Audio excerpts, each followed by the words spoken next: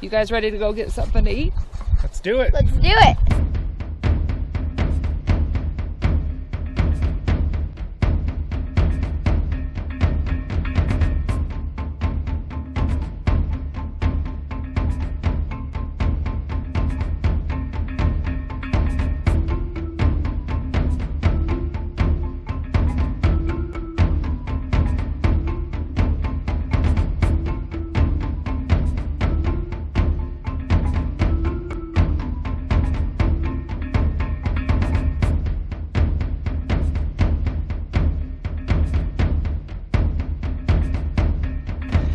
Let's eat!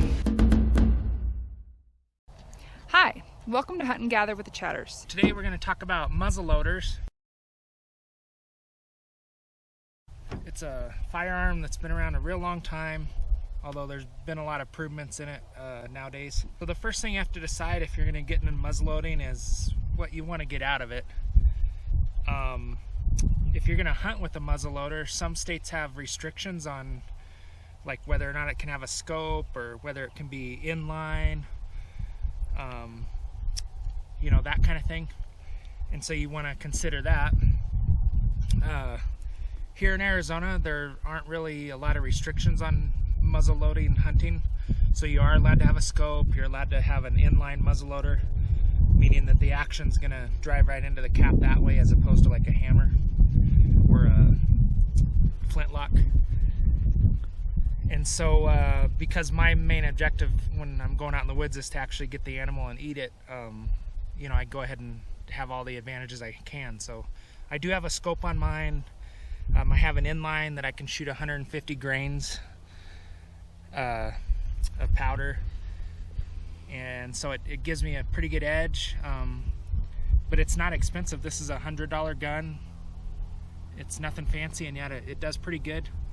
There are muzzleloaders out there that'll shoot smokeless powder, and you know, some of them are like 30 caliber and stuff now, so you can get some pretty good range. It's almost like you have a single shot 30-06, but they cost a little more money, and you know, this one's good enough.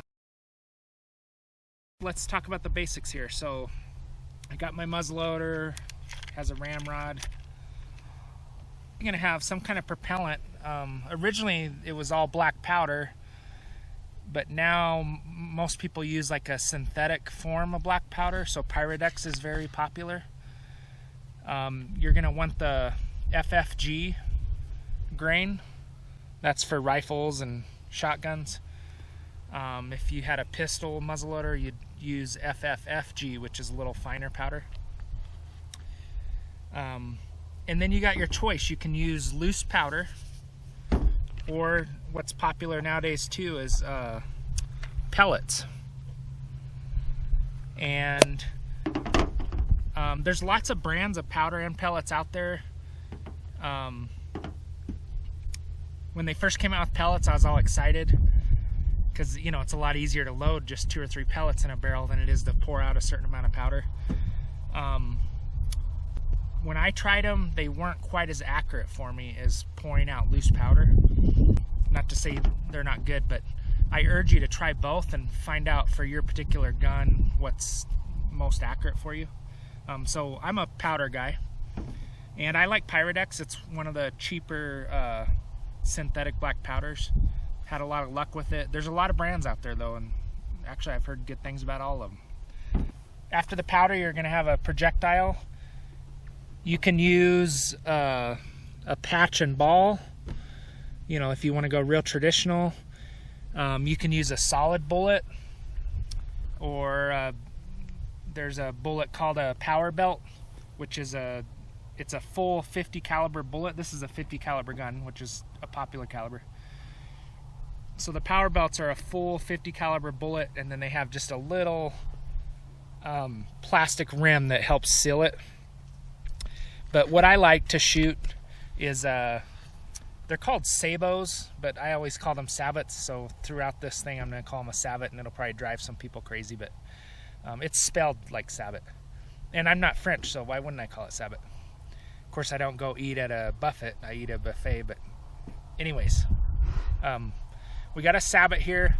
The advantage of a sabot is you're able to shoot a smaller diameter bullet, which is going to travel a little faster. So even though I have a 50 caliber muzzleloader, this bullet is 45 caliber. And then it has a plastic cup, which gives it a good seal. And so I'm going to use a sabot. And then you have a lube, whether you're using patches or solid bullets. And actually sabots, you don't have to use lubes, but I find I get a little bit better accuracy if I do. So I use a lube even though it's a sabot. And then you have your percussion cap or primer. A lot of the modern guns now use a 209 shotgun primer. Highly recommend that. It seems like if you get a gun with that uses a 209 shotgun primer, there's no delay. Like, it feels like you're shooting a rifle. As soon as you pull that trigger, boom. You know, a lot of the older guns, and to hunt in your particular state, you might have to use an older design. But they'd have like a percussion cap with this little narrow tube. And the cap didn't have a lot of juice behind it, if you want to call it that. And so, or like a flintlock's even worse, where you pull the trigger and there's a miniature boom, like a snap, and then there's a short pause, and then boom. So it's like snap, boom. And so the problem is, it's human reaction. As soon as you hear that snap, you kind of flinch a little, and then the guns moved a certain distance before the actual boom. And so inherently they're not as accurate. But these shotgun primer guns, it's like a regular rifle, so big advantage there. It's important that before you go hunting with your gun, or before you make adjustments to your gun, you dirty up the gun. In other words, you shoot it with a charge once or twice, and then you actually worry about accuracy or take it out hunting. After you get done shooting your muzzleloader, it's very important to clean the gun. But what I've learned is the first shot or two after a gun is cleaned is not as accurate. It tends to shoot dramatically lower, like maybe as much as a foot at 100 yards. And the reason is the barrel's so clean that it's not getting quite as tight a seal, and so the compression just isn't as great. And so I am gonna just load up a charge just to dirty the gun. So I got some old pellets that I want to use up, and they'll work fine for dirtying up the gun. And then these are the sabots I normally shoot. These are 250 grain sabot, but I have some older sabot designs that I just want to get rid of, and it'll be fine for dirtying the gun up. So let's go ahead and talk about that. So something I like to do too is I like to take my powder and kind of turn it a little like that. And the reason is, you know, this powder, even though they try to make all the grains the exact same size, realistically there's grains that are kind of small, kind of medium sized, kind of large, and they end up settling. And so if you just pour from the top every time, you're going to get different grain size than as you get down towards the bottom, so it won't be consistent again. And that's the big key, is consistency. So I kind of rotate it around, and then I'll go ahead and pour my powder charge.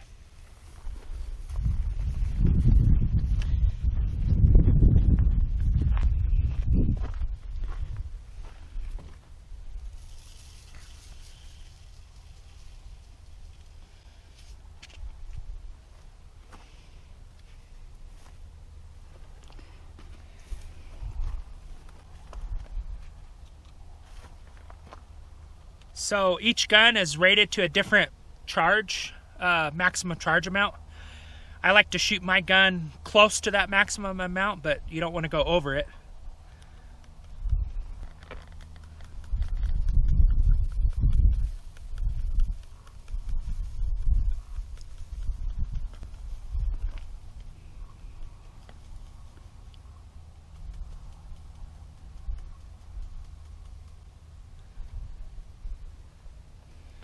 Okay, so right there.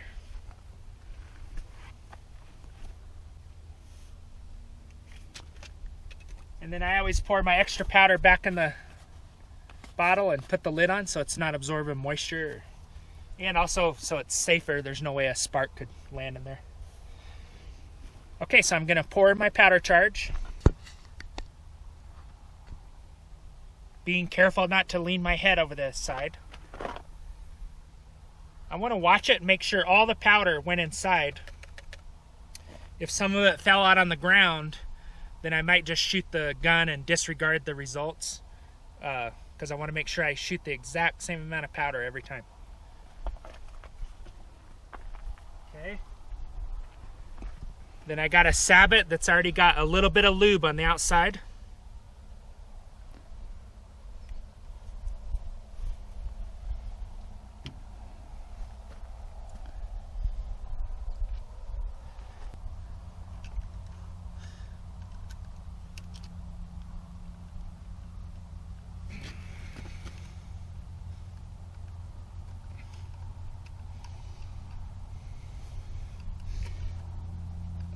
Okay, so that's seated. Now I'm going to give it the three, kind of the way I describe it as light to medium wraps, almost like you were hammering in a small finishing nail, so not real heavy.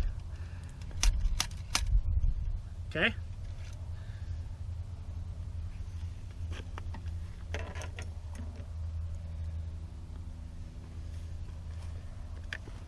Now I got the gun cocked back, it's on safety. I'm gonna put on my primer. Okay.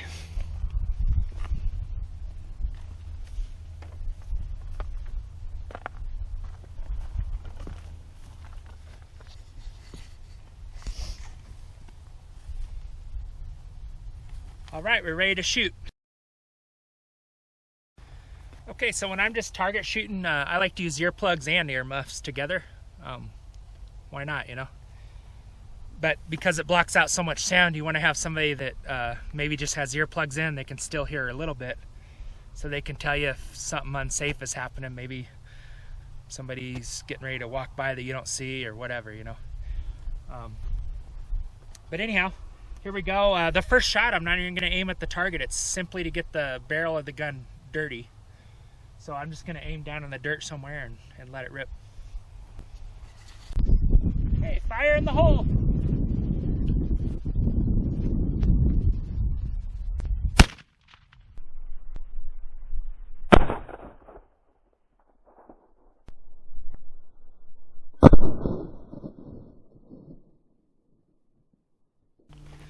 So after the first shot, between every single shot, I like to run a 50 caliber brush one time up and down the barrel.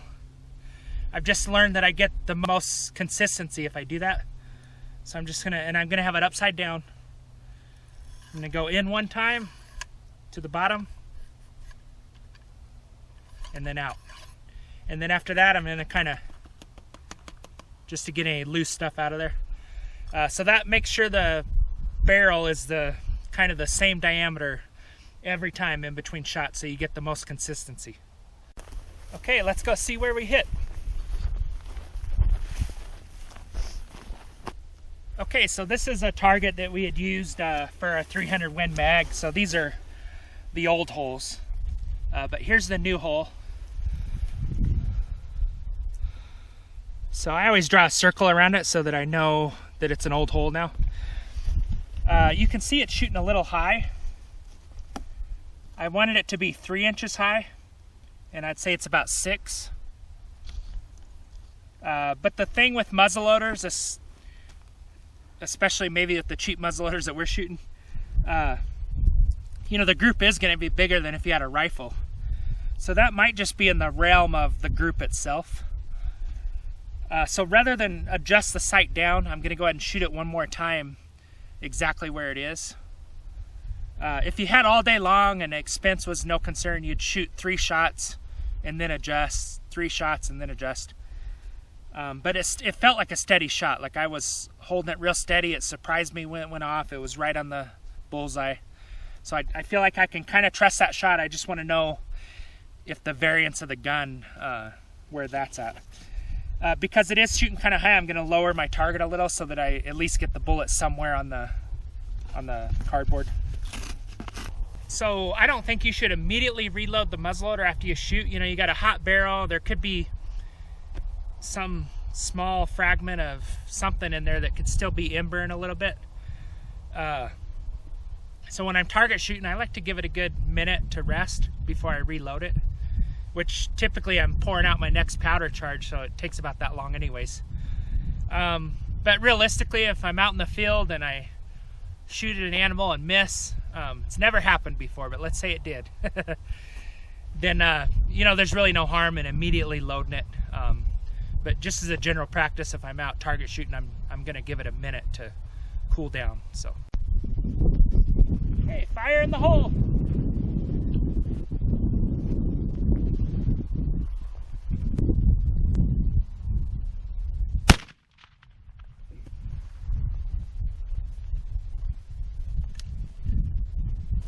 Okay, so here's where it hit. There's the bullseye. Ideally, let's see here.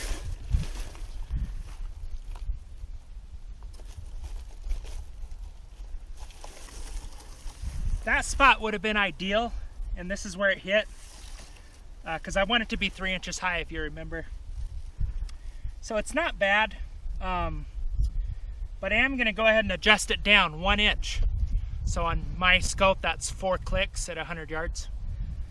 And then as far as right to left, it does seem like both shots were a little bit to the right, but I do feel just a slight breeze to the right, or to the left rather. I am a little bit leery to adjust it to the left since it's only 1 inch at 100 yards, and there is just the slightest breeze going that way.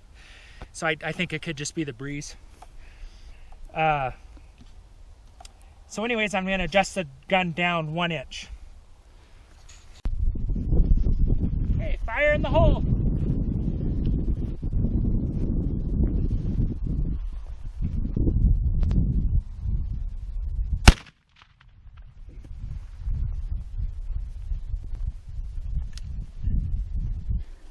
Okay, so my attempt was to lower it 1 inch, and I lowered it about 1/2 inch. There's the hole.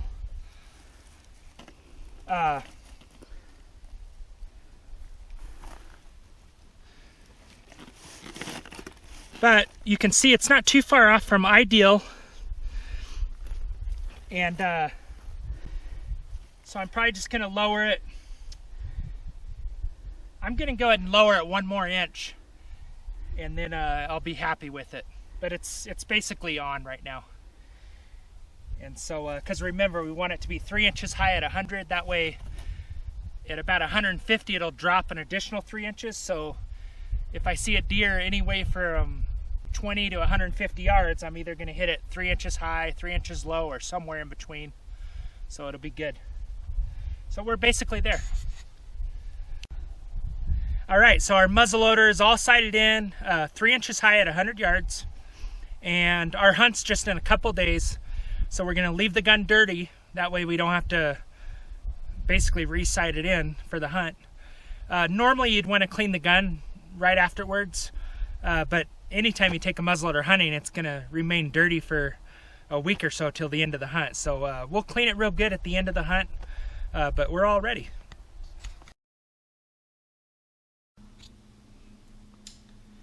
Okay, so we just got back from our whitetail hunt, and I'm glad to say me and my wife both got our deer, so we're excited. But now we got to clean these muzzleloaders. Because black powder is, and even the synthetic black powder like Pyrodex and whatnot, it's kind of corrosive, so you don't want to wait too long to clean them. You know, a week or two is okay, but then you need to get them cleaned. And so here's what you're going to need. Depending on what kind of muzzleloader you have, you need some way to remove the breech plug. On this muzzleloader, I can remove it with just channel locks, or vice grips rather. But some muzzleloaders come with a special tool to get in there and remove the breech plug. Or you might even have a muzzleloader that doesn't have a removable breech plug, in which case you're just going to do your best with pipe cleaners and whatnot. But then you're also going to need a wire brush that matches your muzzleloader, a 50 caliber wire brush, and a mop end. And then you are going to need a pipe cleaner to get into the breech plug area where the primer goes. And then I think a little needle is very handy. I bent a needle and put a little epoxy handle on it so I can use it as a clean out tool for little areas. And then paper towels to dry everything off when you're done. And then I like rim oil, but some kind of lubricant to, after everything dries and you're done cleaning it, give it a light rub down on the outside and also the inside.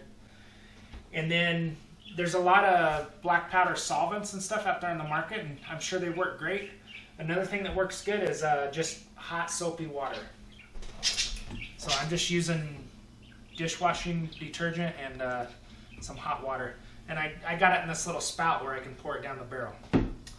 This probably looks odd to you. I have this plastic bag taped on here, and it's because I have a gun sleeve here that has some speed loaders in it that actually have extra powder and stuff.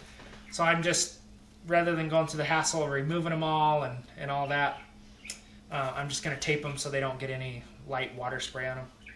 But step one is going to be to remove that breech plug. All right, and you know, this breech plug, it looks like it's made to also have like a spano wrench. I don't have that with me, but so if I take the breech plug out, you can see it gets pretty dirty there. What I'm going to do is I'm going to make a little bowl that has some hot soapy water in it, and then all the little parts like that I can put in there, and they can be soaking when I'm cleaning the barrel.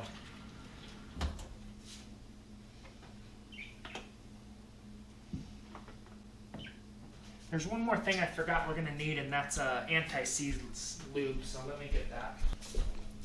When we reassemble our breech plug, we're going to want to put some of the anti-seize on there. You can imagine you have this threaded part that goes in there, and then you have these immense pressures against it. And so this will help prevent it from getting welded in there, if you will. Okay, so what I'm going to do is I'm going to run my wire brush through one time backwards while the barrel's still dry, and just try to get out what I can, you know, as far as debris. You can see there's quite a bit that comes out of there. Maybe I'll run it backwards and then down again. If you don't have a 50 caliber brush and mop, a 12 gauge is actually close enough in size. It'll work good on these. But now that I got the majority of the stuff there, then I'm going to go ahead and wet everything.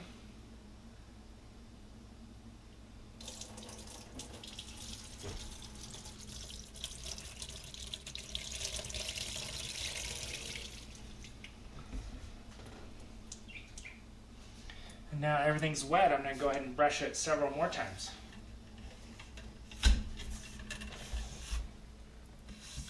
And you can go both directions. In fact, I highly encourage it. You want to get all that black powder residue out of there so that it can't be corrosive on our barrel until next year when we need it again.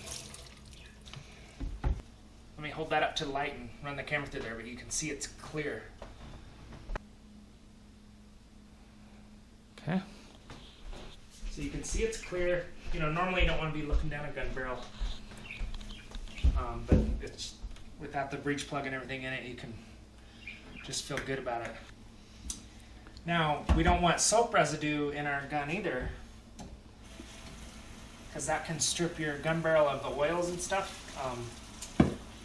Specifically, like the oil we're going to add, if you mix it with soap, it wouldn't be effective in warding off rust. And so now we want to clean out our container good and get it to where it's just hot water.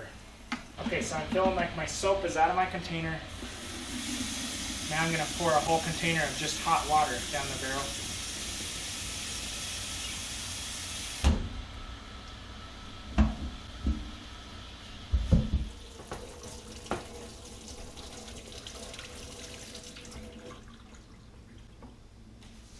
Okay, and then to make double sure that the barrel is nice and clean of any residue, I'm I'm going to get my mop wet. I'm going to run that guy down there.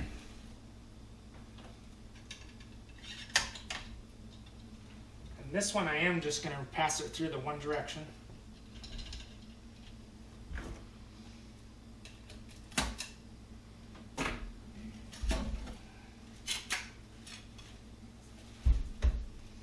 Do it one more time.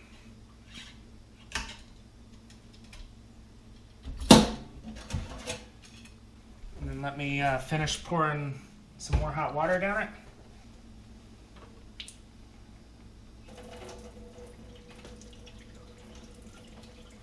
Okay. So we know our barrel's clean, but it's still wet. I'm going to use a paper towel. And I want to get in and around the firing mechanism back here, if you want to show that. Because some of the residue will end up over here too. And you know, if you had a toothbrush, that would work good as well.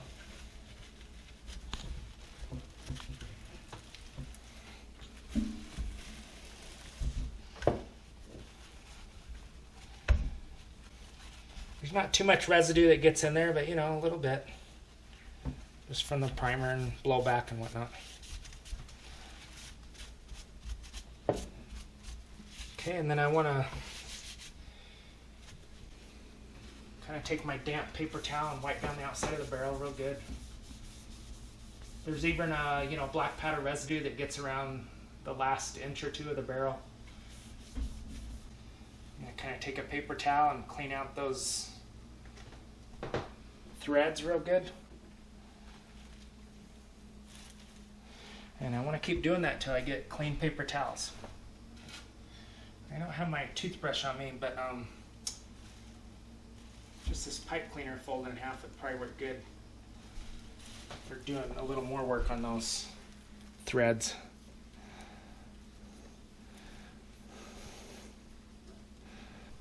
Okay, so I'm going to finish drying everything off. And then I don't want it to be wet very long, so I'm going to go ahead and take a hair dryer and just finish drying the metal real well. I found my toothbrush. I am going to go ahead and clean those threads real good because it just works so good. You can see how that's cleaning those threads out real nice.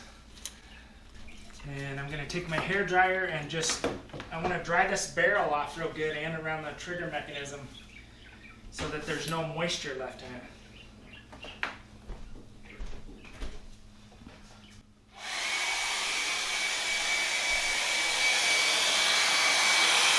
And you're probably going to do this for, you know, 10 minutes or so.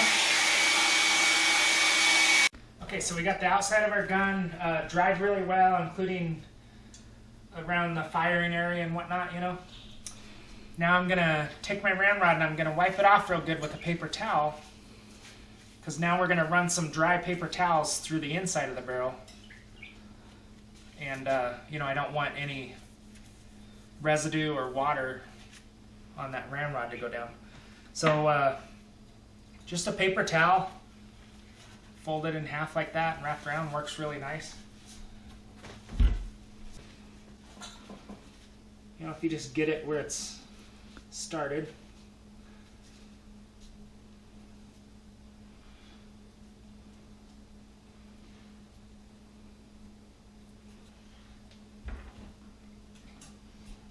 And then push it on through.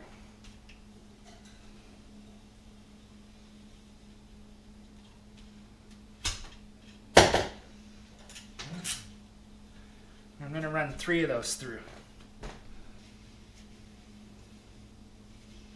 This is going to really dry the inside of that barrel out real good and ensure that there's no more black powder residue in there. So those are done. I want to make sure it's clean. It is.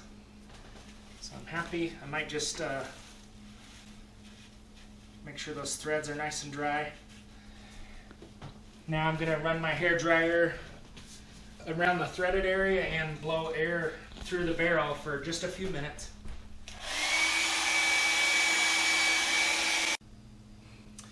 Okay, so we got our main gun is clean, the barrel's dry, but we're gonna allow it to dry even a little bit further. So now we gotta handle this breech plug. So we definitely wanna take our toothbrush with our hot soapy water, and it's been soaking, remember, this whole time, so now things are wanting to fall off of it. See that, all that residue. And we're just gonna scrub this guy down real good.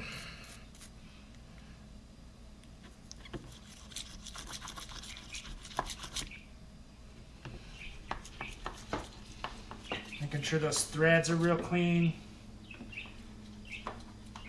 Because if you put a breech plug back in and it has much residue on it, even with the anti-seize, it can get almost impossible to remove. And if you strip out the threads on the inside of your gun, I mean, you might as well throw it in the trash, really. And clean around the primer pocket real well. This is where the pipe cleaner is super handy. Just cleaning in that primer pocket. See, I can feel that guy go in there. He's doing his job. I'm going to fold this pipe cleaner in half to get that first part of the primer pocket where the actual 209 primer goes, the shotgun primer. Okay, I'm feeling pretty good about that. But now what happens is the breech plug necks itself down to this little tiny hole. You can imagine if it didn't, you'd have powder falling out of your primer pocket there. So that'd be a bad deal. So that's where the needle comes in hand. I can put my needle in there and just really work it good. Spin it, you know, and make sure that guy's nice and clean. And I'm even gonna blow some hot soapy water through there. Now I want to rinse it real good with super hot water.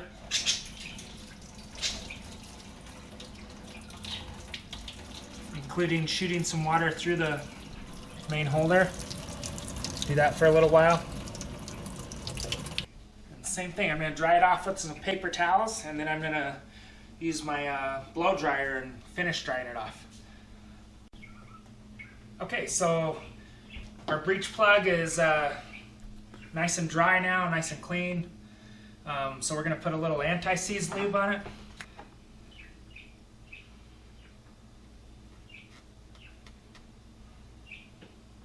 It makes it where like two pieces of metal can't seize up against each other. And so what I did is I basically put a little anti-seize, 3 different lines, and then when I screw it in, of course that'll get in all the threads. I want to run some rim oil down the barrel. You know, you can buy patches and use all that stuff, but again, works really good as just the paper towel method. I'm going to make my paper towel, get it nice and saturated there. I said saturated, but really a light spray would be a more accurate term.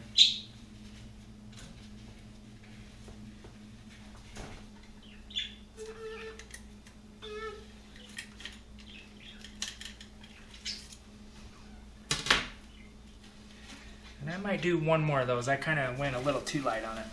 I like to do 2 anyways because you never know. Maybe there's one rifling groove that the paper towel didn't get inside of very well. And if that's the case, maybe this next one it will. Yeah, you don't want it where it's like dripping, you know, because you don't want a bunch of oil to pool up in your barrel anywhere.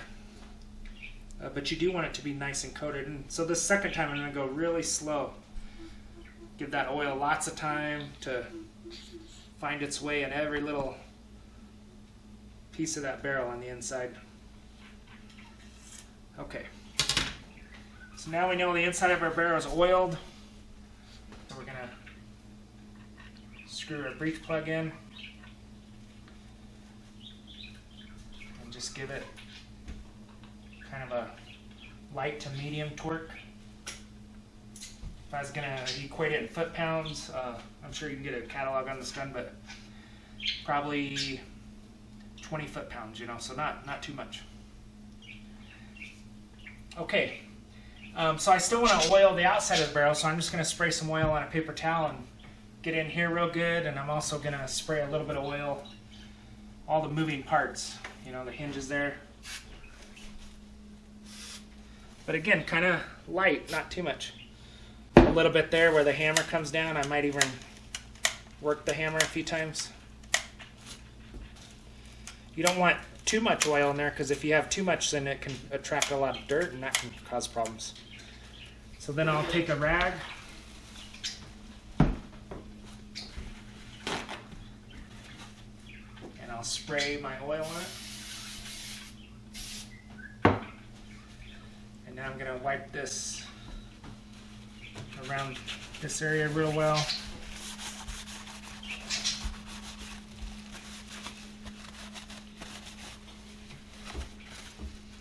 Trying to make sure I don't have too much oil around the hammer and stuff. Maybe work that a few times. Okay, so I know there's oil there. Then just wipe down the outside of the barrel. Alright, so we're all done. The only thing I'm going to say now is, because I did oil the inside of the barrel a little, I'm going to store my muzzleloader upside down.